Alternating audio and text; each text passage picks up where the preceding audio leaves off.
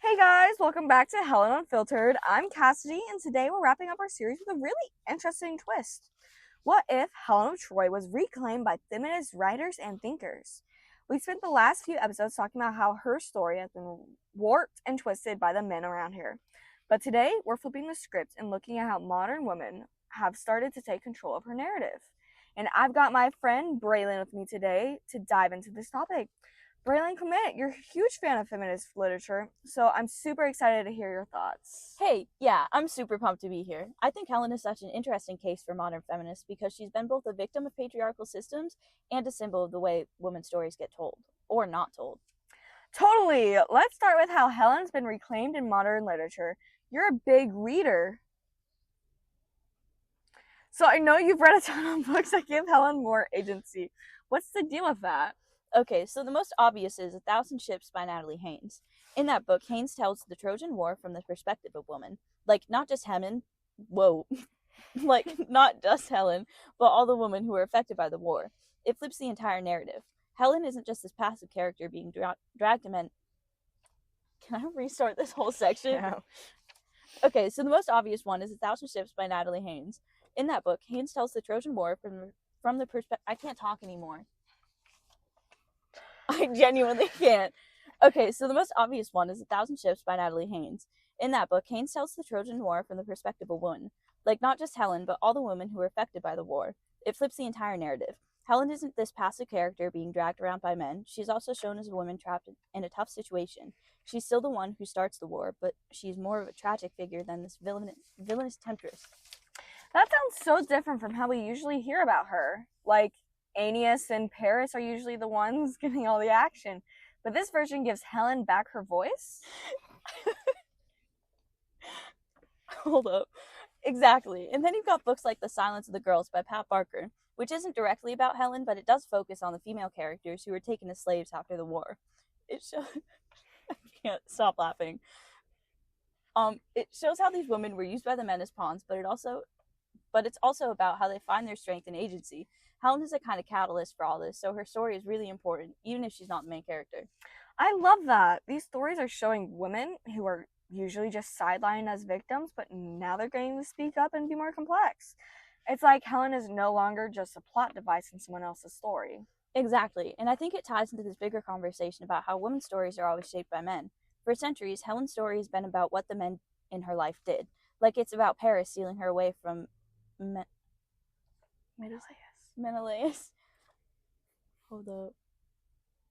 For centuries, Helen's story has been about what the men in her life did. Like, it's about Paris stealing her away from Menelaus, getting revenge. But what if we focused on how she felt about everything?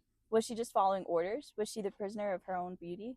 That's a huge question because honestly, if Helen were around today, I feel like she'd be treated the same way. People would be obsessed with her beauty, but then blame her for whatever goes wrong in her relationships. Yeah, for sure. And a big reason for this is that women's emotions and desires are so often treated as secondary to men's. Helen might have loved Paris, but no one asked why. They just focus on the outcome. But modern writers and feminists are like, hey, let's try to see this from her point of view. I love that, and that's why I think Ellen could be a feminist icon. She might not have been in control of her situation, but she was still making decisions. Even if those decisions were bad ones, they were hers to make. Totally. And that's why today a lot of feminists see her as a symbol of women's agency, even if it's just the agency to choose the people they love, even if the choices cause problems. So, do you think this shift in Helen's story has changed how we look at beauty too? Like, beauty is often seen as something that holds women back, but can it also be a form of power? Yes, that's exactly it. Like, we talk about beauty as this thing that can be a curse, but what if it's just a tool? It's not about what Helen looks like, it's about how the world around her uses her appearance to control her narrative. In a way, her beauty gave her power, but it also trapped her in this role she didn't necessarily want. That's so deep. And it's kind of just like how today's celebrities are constantly being told that they can't just be talented. They have to be beautiful and relatable too, or their success doesn't count. Exactly. Look at someone like Britney Spears. When she was at her peak, everyone was obsessed with how she looked, but no one cared about her actual voice or opinions. She was more of a commodity than a person. The same thing happened to Helen. And then you have women today who are actively trying to flip the narrative, like Taylor Swift, for an example. She reclaimed her narrative and used it to build her empire. Yeah, and that's why Helen couldn't. Sorry. Yeah, and that's why Helen could totally. I can't do this anymore. Yeah, and that's why Helen could totally be a feminist icon today. If she allowed to tell, if she was allowed to tell her own story, I think she'd be the kind of woman who would. She'd let, she'd be out there owning her past and making her voice heard instead of letting the media turn her into a villain or a victim. I love that thought. So I guess the real question is, can we ever know who the real Helen was? Or is she always going to be a symbol of whatever society wants her to be? I think that's the beauty of her story. Helen can be whatever we need her to be, whether she's a victim, a villain, or a feminist icon. Her legacy is in how we choose to interpret her, and as we've seen, that can change with every generation. That's so powerful. Helen of Troy, the ultimate blank canvas. You can be anything and everything to different people. Exactly, and the fact that we're still talking about her today proves how timeless and relevant her story is. All right, that's it for today's episode of Helen Unfiltered. Huge thanks to Braylon for joining me on this one. We've really come full circle, huh? From a woman caught in a war to a symbol of empowerment. Thanks for having me. It's been a real deep conversation.